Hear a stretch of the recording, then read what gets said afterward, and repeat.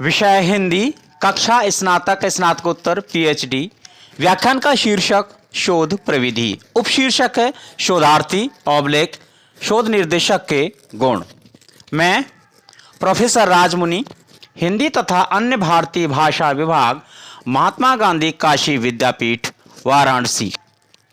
प्रिय विद्यार्थियों, आज हम आपसे यहाँ शोध प्रवृत्ति के अंतर्गत चर्चा करेंगे शोधार्थी के गुण, यानी शोधार्थी के गुण कौन कौन से होते हैं, इस विषय में हम आपसे बात करते हैं। तो सबसे पहला जो गुण है वो शारीरिक रूप से स्वस्थ। कहा भी जाता है कि स्वस्थ शरीर में ही स्वस्थ दिमाग रहता है, यानी व्यक्ति अगर शारीरिक रूप से स्वस्थ नहीं होगा तो किसी भी कार्य को अंजाम नहीं दे सकता है। और शोध चूंकि बहुत गहन अध्ययन होता है, इसलिए शोधार्थी का स्वस्थ रहना बहुत ज़रूरी है। इसके लिए सबसे पहली बात है कि उसका भोजन, यानी जैसा अन्न वैसा मन, जैसा आप भोजन करेंगे आपकी सोच भी उसी तरह की बनेगी। दूसरा गुण है स्मरण शक्ति। स्मरण शक्ति शोधार्थी का भी सबसे महत्वपूर्ण गुण है, क्योंकि अगर किसी की स्मरण शक्ति अच्छी नहीं है, वह चीज़ों को याद नहीं कर सकता, तो जब चीज़ों को याद नहीं रख सकता तो विषय चयन से लेकर सामग्री संकलन से लेकर के विषय का विश्लेषण और शोध कार्य को करने में उसको बहुत सारी कठिनाइयों का सामना करना पड़ेगा। स्मरण शक्ति इसीलिए शोधार्थी के लिए बहुत ज़रूरी है।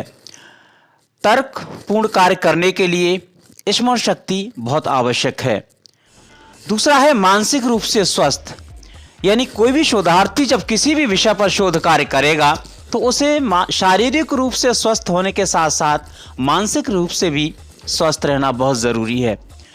इसमें सबसे पहली शर्त है कि वो पूर्वाग्रह से मुक्त हो, यानी किसी भी बात, किसी भी विचार, किसी भी सिद्धांत के प्रति उसका आग्रह तो रहे, लेकिन वह आंख नाक कान बंद करके नहीं होना चाहिए। प्रतिबद्धता अगर है आपकी कहीं भी किसी विद्वान व्यक्ति विचार या तर्क के प्रति, तो वो कैसी होनी चाहिए? तर्क पर आधारित होनी चाहिए।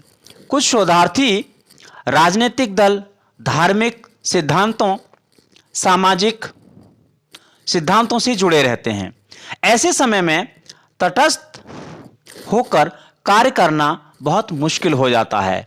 लेकिन यह भी सच है दूसरी तरफ कि जिस कार्य में ज़्यादा चैलेंज होगा, ज़्यादा आपके सामने चुनौतियां होंगी, उस कार्य को उतने ही बेहतर तरीके से आप अंजाम दे सकते हैं। यह सामान्य सी बात है। पानी के बहाव को जितना रोकने की कोशिश करेंगे वह उतना ही दूसरी जगह से निकलने का रास्ता ढूंढ लेगा। तीसरी जो बात है वह है सत्य को खोजने की क्षमता, यानी शोध का सबसे पहली एक बात जो है वो यह है महत्वपूर्ण कि शोध के लिए शोध नहीं बल्कि ज्ञान सत्य का उद्घाटन करने के लिए है शोध होना चाहिए। यानी शोध के लिए शोध कार्य नहीं कर रहे आप, सामाजिक सच्चाई या किसी भी प्रकार की सच्चाई को सामने लाने के लिए शोध कार्य कर रहे हैं।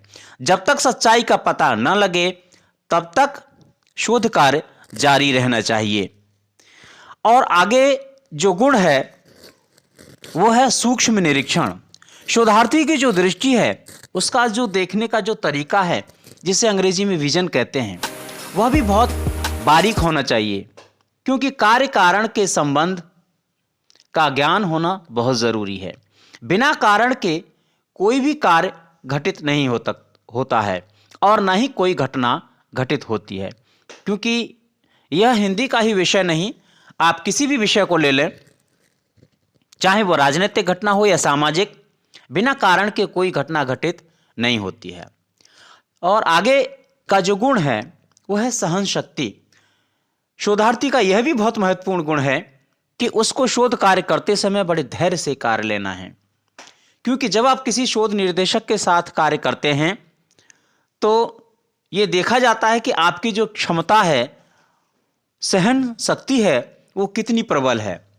व्यक्तिगत असहमति को छोड़कर कार्य करना चाहिए, क्योंकि आपकी जो क्षमता है वो इस बात पर भी निर्भर करती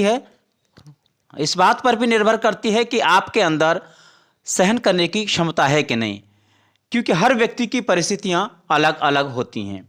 ठीक उसी तरह से आपका जो शोध निर्देशक है उसकी भी अपनी कुछ व्यस्तताएं होंगी, उसके भी कुछ अपने व्यक्तिगत और सामाजिक कार्य होंगे। तो शोधार्थी जब कार्य करे तो इस बात का विशेष रूप से ध्यान रखे कि अगर शोध निर्देशक आपको सही समय नहीं दे पा रहा है तो थोड़ा सा धैर्य भी रखना चाहिए। दूसरी बात है कि शोध कार्य करते समय अगर कुछ अनुचित होता है या उपयोग नहीं होता है तो शोध निर्देशक आपसे दोबारा कार्य करने के लिए कहता है। आगे का जो बिंदु है वह है तार्किक बुद्धि। किसी मान्यता या मत को तर्कपूर्ण ढंग से स्थापित करना या खारिज करना चाहिए। वास्तव में तर्क बुद्धि या तर्कपूर्ण पद्धति जो होती है वह ऐसी दुधारी तलवार है, किसी भी व्यक्ति, विचार या वस्तु या मत का खंडन भी कर सकती है और मंडन भी कर सकती है। इसलिए इसका इस्तेमाल सोच समझकर करना चाहिए। आगे का है बिंदु आता है कि शोधार्थी के पास बौद्धिक ईमानदारी, यानी शोध कार्य बौद्धिक ईमानदारी और खुले मन से करना चाहिए। अगर शोधार्थी खुले मन से कार्य नहीं करता है तो अब एक बेहतर शोध कार्य को अंजाम नहीं दे सकता है, और अंत में होता क्या है कि वह उसके गले की फांस बन जाता है। आगे वाला बिंदु है वस्तुनिष्ठता, यानी सभी प्रकार की बातों की जो समग्रता है उसको हम अंग्रेजी में ऑब्जेक्टिविटी कहते हैं।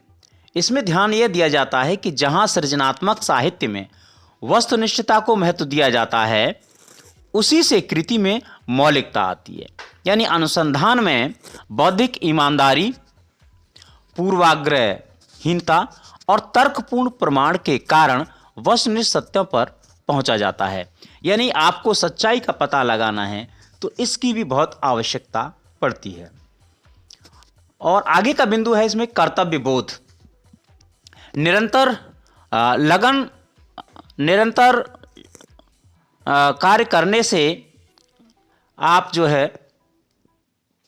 अपने कार्य को अंजाम दे सकते हैं, लेकिन इस बात का बराबर ध्यान रहे कि आपकी ड्यूटी क्या है, आपका कर्तव्य क्या है और आपको किस तरह से अपना कार्य करना है। अब जहां शोधार्थी की बात आती है उसके बाद शोध निर्देशक की भी बात आती है कि शोध निर्देशक के भी कुछ अपने गुण होते हैं, कुछ विशेषताएं होती हैं। तो उसमें भी है, तो उसमें आप ये देखेंगे कि किसी भी स्थापित विद्वान या शोध निर्देशक के मत को ईमानदारी से खारिज किया जा सकता है।